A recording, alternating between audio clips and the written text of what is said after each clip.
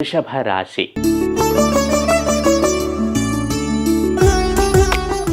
ఈ వృషభ రాశి జాతకులకు ఆరోగ్యం విషయంలో చిన్న చిన్న చికాకులు రావటానికి అవకాశం కనబడుతోంది.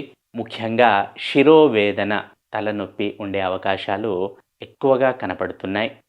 అలాగే త్వరగా సహనాన్ని కోల్పోతారు. కాబట్టి ఈ చిన్న చిన్న విషయాల్లో జాగ్రత్తగా ఉండండి.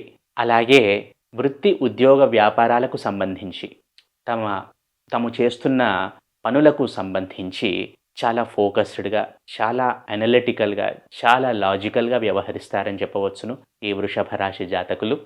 ఏది చేస్తే కరెక్ట్, ఏది చేస్తే భవిష్యత్తుకు ఉపయోగపడుతుంది, ఏది చేయాలి, ఏది చేయకూడదు, ఎలా చేయాలి, చాలా అనాలిసిస్ అని చేస్తారు చేస్తున్న పనికి, వ్యవహారంకి సంబంధించి. అలాగే అనుకోని సంఘటనలు ఎదురయ్యే అవకాశం ఉంది ఈ వృషభ రాశి జాతకులకు. ఆరోగ్యరీత్యా కొంచెం జాగ్రత్త వహించండి. అలాగే అనుకోని ధనాదాయము, అనుకోని ధన వ్యయము 2 కలిగే అవకాశాలు ఈ వృషభ రాశికి కనబడుతున్నాయి. ఆర్థిక పరంగా మేనేజబుల్‌గానే ఉంటుంది. అలాగే సోషల్ నెట్వర్క్‌కి సంబంధించి కొంచెం జాగ్రత్తగా ఉండండి.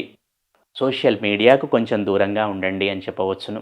మిగిలిన అన్ని వ్యవహారాలు సానుకూలంగానే ఉన్నాయి.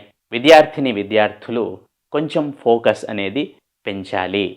కొంచెం బద్ధకము, అలసత్వము వల్ల సరిగా పర్ఫామ్ చేయలేరు. కాబట్టి కొంచెం ఫోకస్డ్‌గా ఉండండి విద్యార్థులు. మిగిలిన అన్ని వ్యవహారాలు చక్కగానే ఉన్నాయి ఈ వృషభ రాశి జాతకులకు.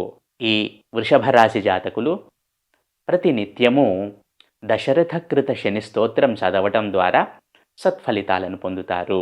చేస్తున్న పనుల్లో ఆటంకాలు, అడ్డంకులు, పోస్ట్‌పోనింగ్ ఇవన్నీ తగ్గుతాయని చెప్పవచ్చును.